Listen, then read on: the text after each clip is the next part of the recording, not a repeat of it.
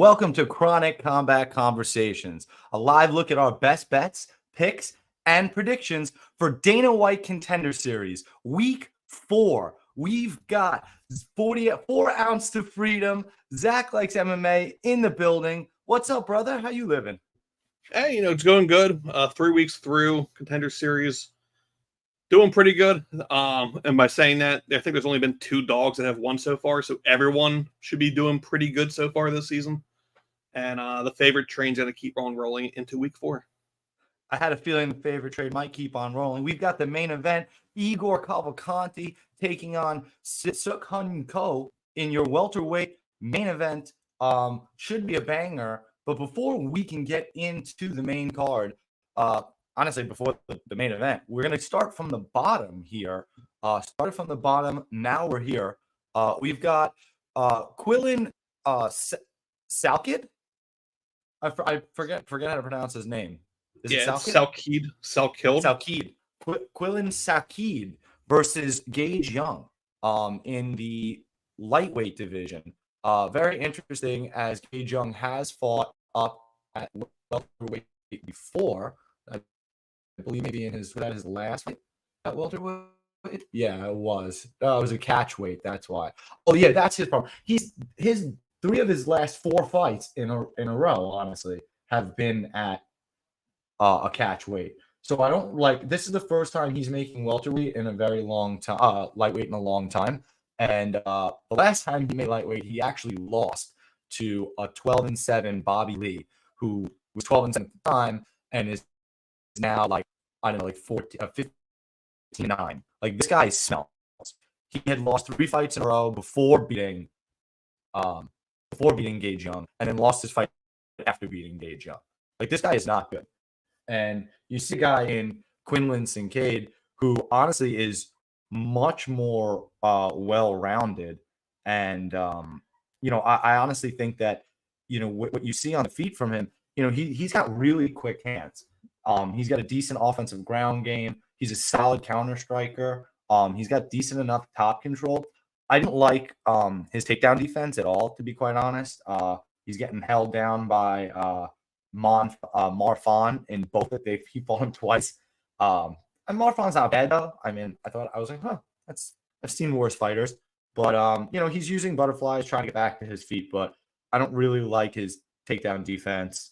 I honestly think how the fuck do I pronounce it? Salkid? Yeah. Dogfather actually kind of hit it. It's like Sal killed. Sal killed. Thank you. Yeah, I like Sal killed. I think he could get a submission. I just generally like the fight violence, and fight doesn't go the distance or under 2.5 type of vibe. I suppose Young is live in round 1, but I think that's about it. I really don't think he does it here. He seems too inexperienced for me, and I like Quillen to get it done. What do you think, Zach? Yeah, as far as method of victory, we're definitely on the same page there. The notes I kind of wrote down was like Krillin, very fun prospect out of Louis Tro Combat Academy. Entire pro career has been under Eternal MMA, which is really high ranked Australian promotion. His teammate Cody Haddon just picked up his contract 2 weeks ago with the submission over Billy Brand. I think the UFC is really trying to build their Australian demographic because they're obligated by contract to do multiple shows out there now. The Australian government basically pays for the card at this point. So it's one of those ones where if someone pays the site fee or anything for the UFC, they're going to show up there. Australia, Salt Lake City, and so on. Gage Young, great prospect against the level of competition he's faced. Few issues there. He's a protege of James Krause. We're supposed to act like he's not still training with James, but then they come out with a video of him training with James Krause in someone's backyard. And I believe the odds are right here. Gage definitely has the ability to pull it off. I think you kind of hit it there too. Like, first round upset by odds base wise in the first round. Outside of that, I have Krillin winning it like late round 2, early round 3. So I'm cool with the stuff killed over 1.5, which should be about 150 plus 150. U.S. sportsbooks don't give us props until Tuesday, so these are all based off of like offshore. And then Krillin by submission's about like plus 185. So it's one of those like whatever your risk level there too is like, is that 35 points anything major to you, depending on what you're wagering? Possibly. But yeah, I think he takes the submission. I appreciate all that because I wrote Quillen by sub in my notes. I wrote Quillen round 3 decision. I do think that inevitably there is violence though, but I do think it could take some time. It'll be dependent on this dude Young taking a beating over time. It would be my assumption. Yeah, seriously, thank you, by the way, for going into the fact that we should go over betting lines, right? Quillen is a minus 200 favorite, and Young is plus 164. And we didn't get to talk about the contracts, which is one of the fun parts. I'm going to add that to my chart when I do work. I think, especially if this guy gets a finish, Quillen gets a finish, I definitely think he gets a contract. 24 years old. This is the type of guy, Dana White likes to sign, has a decent amount of experience. So I think he finds a way to get the contract. Yeah, I'll add to that. I think he gets a contract even with the decision. Interesting. Yeah, exactly. Because he's young. Yeah, and they're going to Australia, I think, in February, and like 2 or 3 times next year. They need the local talent to boost those early sales because you can't always bank on a Volkanovski or an Israel Adesanya to be a headliner. You need to kind of fill in these like Dan Hookers and all as well. Yeah, exactly. So let's shout out the chat really quick. Seriously, thank everybody for joining us. If you're not somehow already subscribed, please subscribe. Like the video. Let's boost those likes up because we get all our views from that YouTube algorithm and likes be like, hey, people like this content, so they suggest it more often. So thank you guys all in the chat. We got TV Scouting MMA being hella lazy. Look at these fine gentlemen. We'll see TV on Thursday when we're breaking down the Burns Brady card with Uncle Wheezy. Very excited for that. Eric, these crazy kids, appreciate you hopping in the chat, my man. The dog father here saying, why do you got to start? I think because you're a member now. You're one of the Chronic Combat Couchineers. You're an official coucher. So I believe that is why. I don't think you did anything wrong. I think it's actually a good thing. What is up, James? Thanks so much for joining us. Yep, the Protect Your Neck crew. Shout out Dan, Tom, all the awesome guys over there. We love that pod and Dan. Shout out Dan. So let's move along to this next fight, which we should probably sum up fairly quickly. We've got Yuseni Dubin taking on Shannon Clark in the flyweight division. You've got Dubin as a where is she? She's a she's a plus 520 underdog, and Shannon Clark has ballooned all the way up to minus 850. I thought she was like a minus 2 or 300 earlier in the week or something. The line has gotten absolutely bananas. Maybe they know something I don't. Listen, Shannon Clark should just win by general like athleticism and like relative MMA skill. Like, sure, Dubin is an international gold medalist in Taekwondo and Wushu, but like, with all due respect, those are like kind of fake, impractical martial arts. So it's like, it doesn't really translate. It's not like she's like a judo gold medalist or something. Like, it doesn't mean anything to me. Very limited competition, very limited tape. Sparta 300 Sparta champion. Like, I don't really care. FFC, which is that like Brazilian promotion that Lontop was fighting out of, and we already know how bad that guy is. All those Peruvian fighters out there. So again, this is really low level competition. Just didn't really like much from her. Shannon Clark again. They don't care. They'll sign a 32-year-old flyweight. They're always down to give out four women's fights. Yeah, she's just kind of a strong muscle hamster. She's got like this brutish striking. She overwhelms opponents. She's strong in the clinch, decent wrestling, but kind of lacks any sort of real functioning if she faces any sort of adversity at some point. But right now she's 5-0, and I don't see her facing adversity here. I've got Clark round 3 decision. So Clark round 3 decision. Anyone else hearing slight audio issues? Is it a pun? Is anybody else having audio issues? Is it me? Is it Zach? I was just messaged that it's crackling noises, etc. Oh jeez. Yeah, I'm gonna get the hardwired headphones at some point. Let's say I was putting it off, and I was like, I'm waiting for someone else to Don't say put it. something. Why? Like that's like I hate when people put it off. It's like if I've got right, like if I've got broccoli in my teeth, a real friend's gonna tell me. Don't let me just sit there and talk terribly like that. Well, like, we That's went not back and fun. forth before we hit recording. We weren't sure if it was on my end or your end, so I was like waiting for someone else to say no, like Guru's side is dog shit, and someone said to me that Guru's side is dog shit. So Am I better now? I you're like disconnected the perfect now. AirPods. So I'm better it's the now. AirPods. Yeah. Okay, it's the AirPods. TB was right. I hate to say it. Don't anybody tell him, but he was right. My shitty laptop cannot handle doing Bluetooth and a show at the same time. So I'll just figure it the fuck out for now. Thank you so much, Just Me. I appreciate you chiming in and letting us know. That's what a real friend does. Sounds perfect now. Yeah, it's the fucking Bluetooth. Thanks, guys. I really appreciate you. All right. All right. So you Please said tell us Clark. about Shannon Clark and Yuseni Dubin. Yeah, Dubin. Like, I don't get how she got a call here. She's 4-0. Technically 5. She would have been 5-0. They changed the 1 to a no contest after the fact, which raises some questioning as well. At this point, like, why isn't she doing like an LFA fight? Like, fight someone that's not a debutant.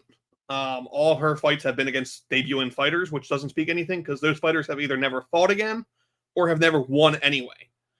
Shannon Clark, highly talented prospect. I know everyone seems to be really high on her. I still have a lot of questions as when it comes to Shannon Clark. Physically specimen, looks perfect for the role. Strong. Out of all of her fights, 4 of the 5 ever by way of a finish. The last one was the viral one where she bullhead or bulldog choked the lady unconscious because the referee was terrible, to the point where the girl, she went out and she pissed herself. Like, that was the viral moment where her opponent pissed all over the cage.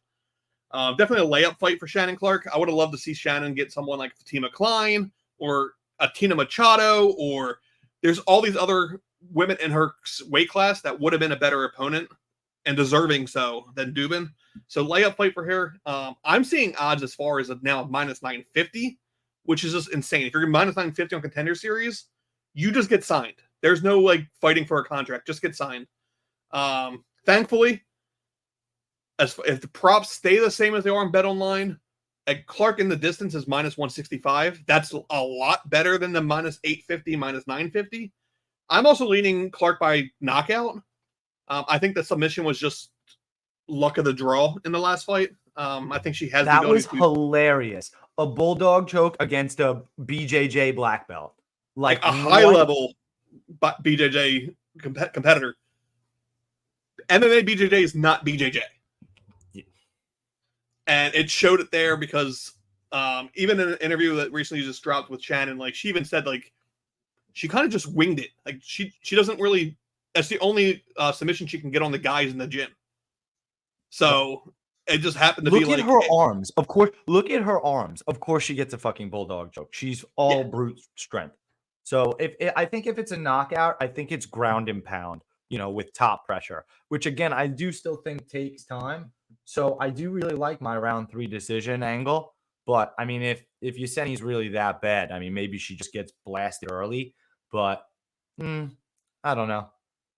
Even one of her knockouts there is a round 2 corner stoppage. So that fight is going into round 3, essentially. She has a decision win. The bulldog choke is in round 2. So it's possible. Also, can you look at Sean Shelby's face here? Like, even he knows it's a piss poor matchup. Yeah, he's like, what am I looking at? I'm like, do you have a piercing in your nose? Like, what is happening? Yeah, he's very confused. Yeah, it's not great matchmaking. He's like, he got sold a bill of goods, and this was not it. Yeah, but so, let's move on to a much better prospect than that. Yeah, I mean, there's no money in this fight. I imagine like round 3 decision is going to be minus 500 or something stupid. So, and I have some good news. Maybe TB isn't right because you're choppy again. I'm choppy again? Yes, sir. Yeah, I don't know. I really don't know. I just have shitty internet. Okay, we're moving on to the next fight. Is this the next fight I have? No, it's we've got Will Curry taking on Dorian Ramos. Should be a banger of a fight. It is in the featherweight division.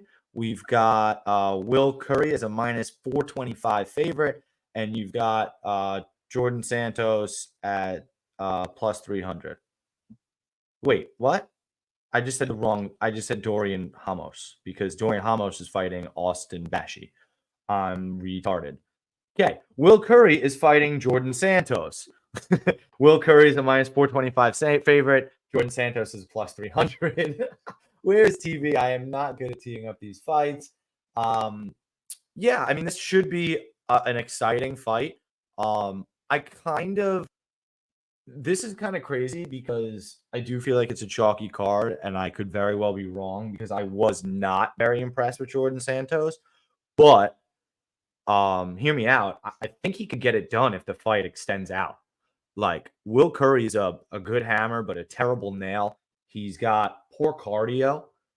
He basically comes out like a house on fire in round 1, and by round 2, like he's done. Like, or midway round 2, round 3, like he's not getting those finishes. Like he kind of quits on himself. He's got 2 losses by decision, right?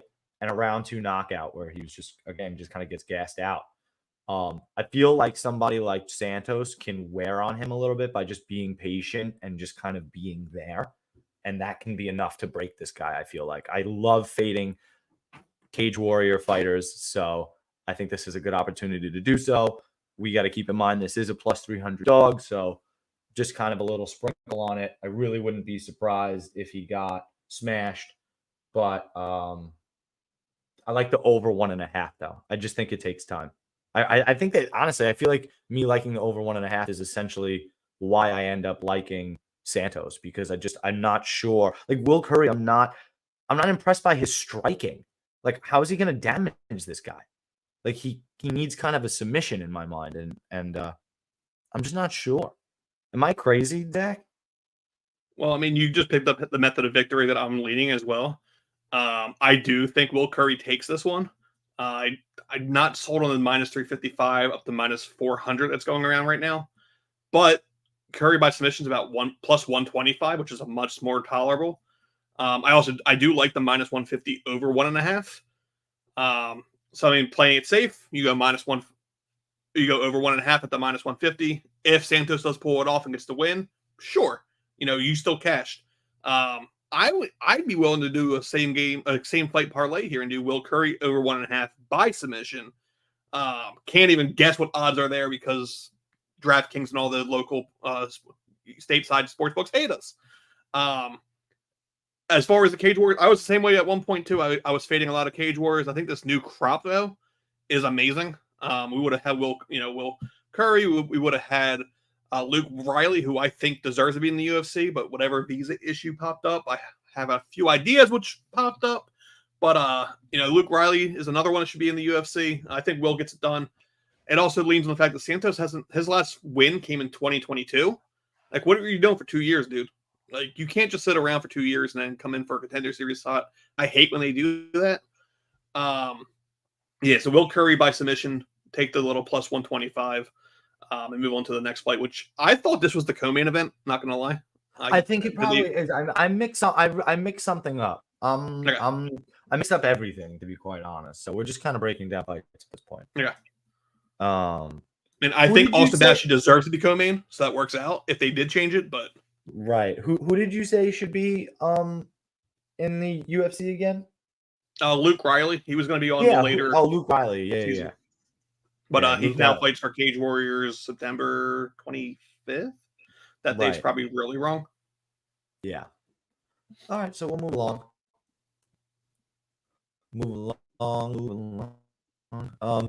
Yeah, no, exactly. So we're gonna go back to what it was supposed to be, which is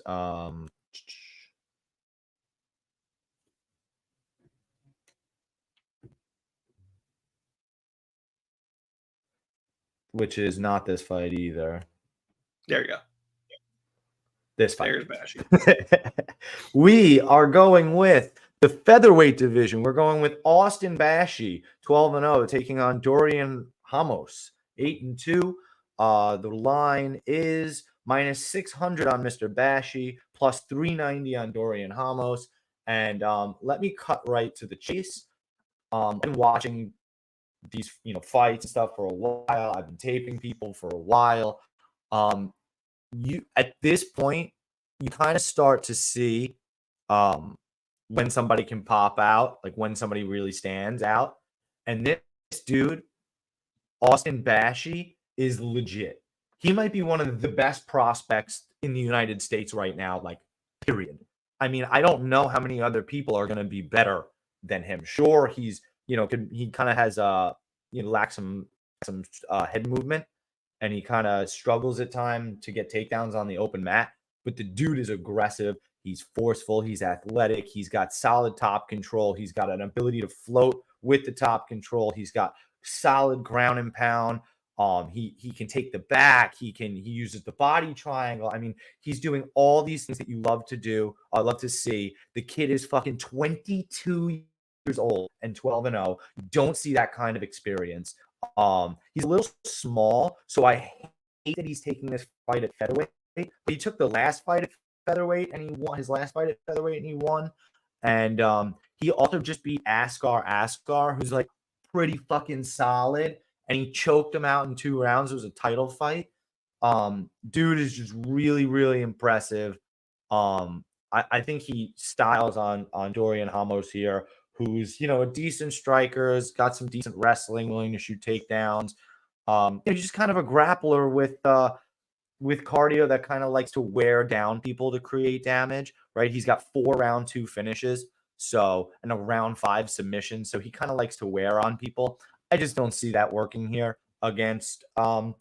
Bashy's original opponent was Tommy McMillan, who's much bigger than Dorian Ramos. So another reason I really didn't love that he was getting the featherweight call, but I would imagine this dude moves down to bantamweight as soon as he gets this contract or gets through tomorrow night.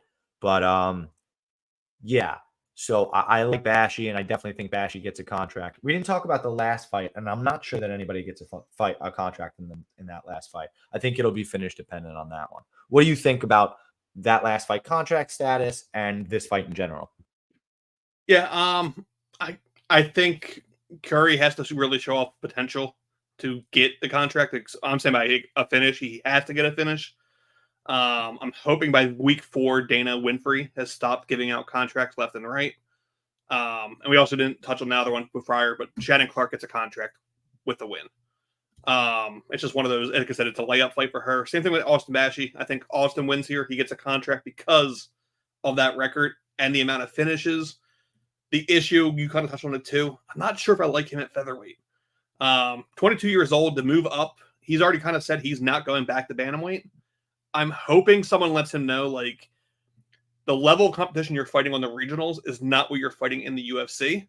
So moving up this early probably isn't going to be the best use for him. So maybe, if the weight cut was the issue, the PI can help him with that. They can make the weight cut a lot easier, get him there. I'm sure the 22-year-old fighting in Illinois his whole career, essentially, he's not weight cutting the proper way. And that's probably why he's anti-cutting the weight now. Dorian Ramos, obviously brought in here just to keep Austin Bashy on the card. The fight to have was the original booking. That's why the odds are so horrendous. You can't bet Austin Bashy at -550. You can bet Austin Bashy by finish inside the distance at -155. Not sure when it happens. I think he gets a finish here. Over. I like Bashy and over 1.5. I think that should work. Time. Even -550 and then -215. Yeah, I kind of like the over. Bashy has just, honestly, he's got finishes galore all over the place. He's got round 2 KOs. He's got round 2 subs. He's got a round 3 sub. I have no problem going with an over 1.5 here. It's just that this dude fucking smells, man. Dorian Ramos. He gets submitted by Matthias Camelo, who is I don't know. He's okay. Nothing special. He's kind of, I don't know. Round 1 was close. He probably loses round 2. And then he just gets triangle armbarred in round 3 while he's on top. It was hilarious. Yeah, I mean, you did the taping, so you realized Ramos has not fought the best competition. Right. He's fought mid-level competition at UWC in Mexico. He's fought extremely low-level competition at Combati Global. There's a reason why no one watches Combati, because like the fights just aren't worth watching. He has the one win in LFA, but any other time he stepped up, taken a step up, he's lost. Right? To me, he takes a step up into Uriah Faber's A1, loses the split, goes back to UWC, takes a step up in Fury FC, loses by triangle, and goes to JFL and UWC again. Like, I just don't think he's very good. No, this is definitely, sure, if he gets the win, he's getting a contract because you just basically derailed the hype train. Yeah, of course. But he's not going to win. Like, he's not going to win. He's not going to get a contract. No. Austin Batchy will be in the UFC, and he will be forced to fight at bantamweight. Very true. Very, very true. And now, since we've been jumping all over the place and some absolutely insane, we've got our main event. You've got Igor Jacare Cavalcanti taking on the incredible Suk Hun Ko in the welterweight division. I mean, the tape on Igor Cavalcanti is non-existent. You can I've found maybe clips of like 2 fights. He's well-rounded, seems he's violent. He's got tons of power. He has 9 round 1 finishes. He's 9-0, 9 round 1 finishes, 7 wins under 90 seconds. 7. What are we talking about? This guy's, I don't know how he got here. He's a myth. He's a freak. He's either a complete fraudulent, like that Azamat Murzakan, the fucking fraudulent guy, or he's literally the next coming of Jesus. Like, he's going to come and just start Hamza Chamaing people. Like, I mean, he's like, yeah, I'm really excited to see what this guy can do. Sung Hun Ko, he's from Team Stun Gun, which, South Korea, the legend, Stun Gun. Everybody should know him. And if not, go on Fight Pass and go watch some fights. Yeah, I mean, I didn't hate him. He's a southpaw. He kind of likes to maintain his kickboxing range. He's a decent counter striker. He throws heavy. He kind of is like willing to slide backwards out of a range to avoid damage. But his problem is he's kind of 1 or 2 strikes at a time with poor takedown defense, and he's a little slow. Like, I just don't see him being a better athlete here. And he's already been knocked out twice, and once by Sasha Palatnikov in 2018, which is like, not great. So I got Igor. DraftKings is eventually, hopefully, going to have the fun props on this where you can take like an under 2.5 minutes and the under 90 seconds. Like, I think they're worth a sprinkle in this spot in case he fucking does it again. But I think Igor by finish. But again, the dude is, since of course I can't do everything, we don't go over the betting lines. Igor Cavalcanti's a minus 340 favorite, and Hunko is plus 270. So, I mean, the parlay to me is an Igor, Bashi, and Clark parlay. Does that even get us plus money? I don't even think it does. Let's see. 1, you might 2, be just over plus 3, minus 147. That's brutal. So honestly, you probably just take Clark and over 1.5 instead, and you take it that way, or you add Quinlan in that parlay. But that's it. The only money line I'm not interested in is Will Curry. He scares me. That's how I feel. I definitely think Igor gets a contract when he nukes this dude. So, and again, same idea. If you can derail this hype trade, you're getting a contract. So I think somebody gets a contract here. I like violence here. My notes say fight doesn't go the distance. My notes say Cavalcanti round 1. And it also says round 3 decision, because if Cavalcanti comes out like a house on fire, and then just literally melts and he doesn't get the finish, maybe just because we haven't seen it, right? Just because we haven't seen it doesn't mean it's an absence of something, but it's worth it. It's worth a sprinkle. So round 3 decision for Hunko, but I like Cavalcanti, Jacare to get it done. Zach, what do you think? Yeah, I mean, this fight is it's a win-win for the UFC. Igor finishes it in a minute, minute and a half. It looks great. It's a highlight reel. His stock instantly goes up. Everyone thinks he's the next coming of God, like you kind of just mentioned. To give an idea, going full prop wise, Igor knockout round 1 is minus 120. Like you're not even getting anything there on that. Obviously, either winner gets a finish, or I think you kind of said if he gets the knockout, he gets the contract. If he gets upset, the other guy gets a contract. They build to the Asian roster. Everyone's happy. Also to point out, Sean's lovely hat, because I know you love dissing the hats. He knows how to pick a hat out. Igor wins it here, knockout. Maybe if you're going to try to get value, maybe you go round 2. Maybe even like start round 2 if you can get that line. Just for the fact that like he should come out and just steamroll the guy if he is how he has fought in the regionals. Brazilian regionals, questionable. Yes.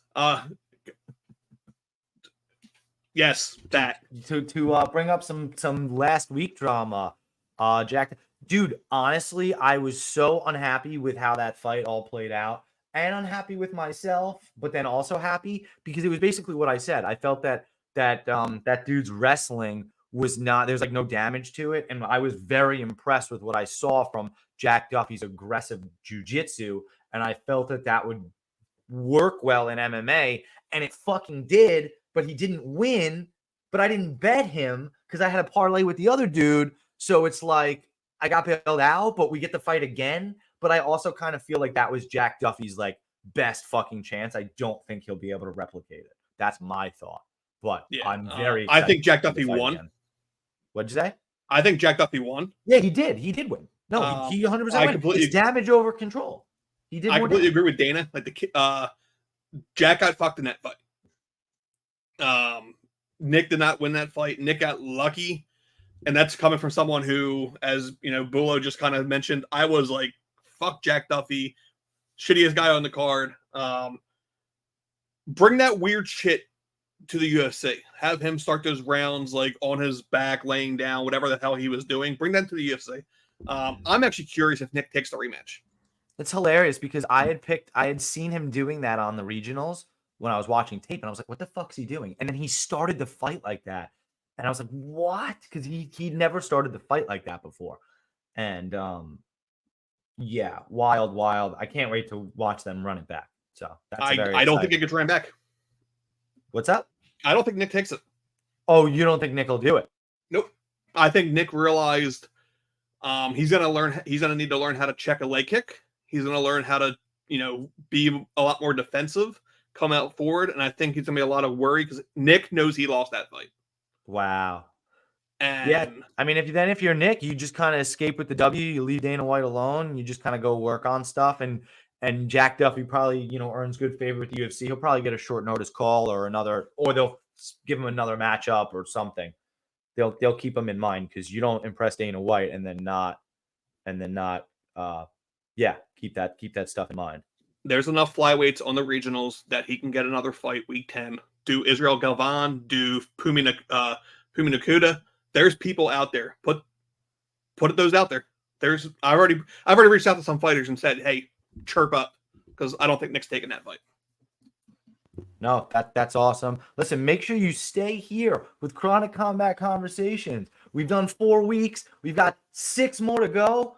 We're going to have Zach here for each and every one of them. Thanks so much. Make sure you're subscribing to the 4 Ounce to Freedom podcast. Make sure you're following Zach Likes MMA over on Twitter. Make sure you're following me, the Guru Scouting MMA, over on Twitter, Verdict, Instagram, Picket, Tapology, and Bet MMA. And if you feel like it, go check out my co-host, TB Scouting MMA, over on Twitter, Verdict, Instagram, Picket, Tapology, and Bet MMA. We will be back on Thursday at 8 o'clock with Uncle Weezy, everybody's favorite uncle. So we're really looking forward to that, getting back into some action, starting off kind of kicking off the middle of the third quarter of the UFC here. We're going to try to hit the ground running and then close out the year strong. Zach, anything to add before we go end this? We're 34 minutes. We're a little over. Yeah. I don't think I didn't mention was Austin Batchy fights for a company called Lights Out Fighting Championship. It's a promotion on Spectation Sports. It's a lot of the lower to mid-level regionals. Typically, when everyone complains that there's no Fight Pass promotion fights or UFC card, they will have a card over there. You have the Cage Titans, Maverick MMA, FAC, Lights Out over there. If you ever want to join, spectationsports.com, promo code 4ounce gets you 20% off your first month or your first year. The year ends up being worth it. It comes out to be like $60 for the year. And this month alone is killing it on Spectation Sports. That's all on my end. Watch, you get to see a lot of these people before they reach this level or a Fight Pass promotion. So that's all I have to say for this week. Excellent. Go check that out.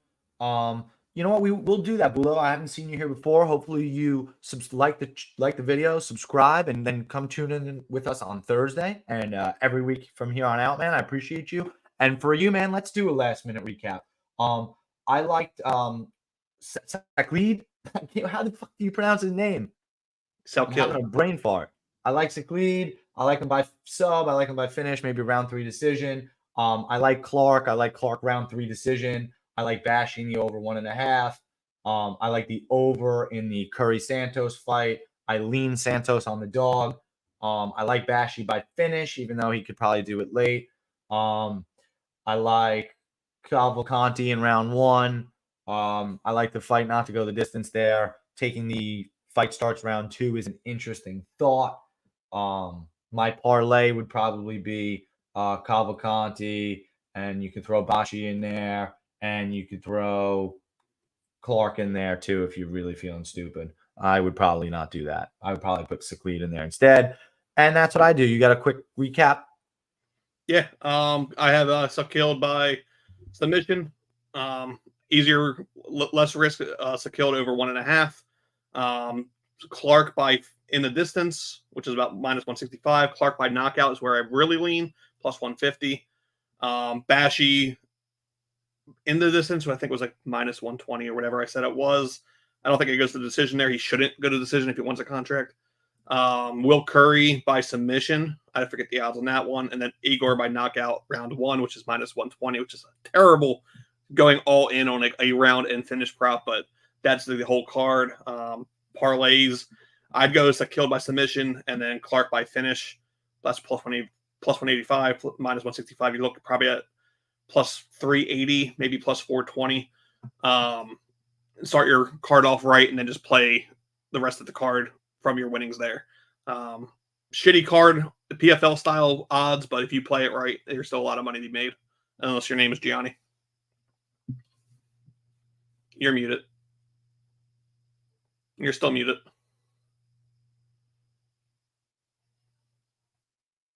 You're still muted.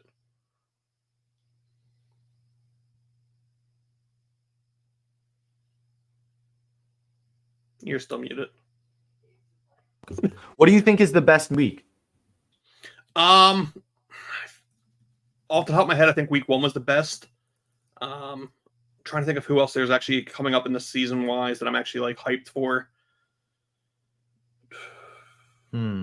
Cody Steele is a good one. More so, I'm just curious to see him face actual competition. That's going to be that's next week. Same with Corinne left from Boji. Outside of that, I want to see Jack Duffy again. I think he won me over last time out. I'm just I don't know who he's going to be fighting. I don't think it's going to be Nick. I've heard rumors Philip Latu was on this season, but Philip Latu apparently might also be signed directly now. So there's a lot. I know they also did sign another great light heavyweight, which would be a great debut. So did I get an answer? This was like the longest answer. Did I get a week number that was your favorite week? So far, week 1, and I think even going forward, week 1's the best one. Week 1 was the best one? I think so, yeah. All right. There it is. Guys, thank you. Thank you so much.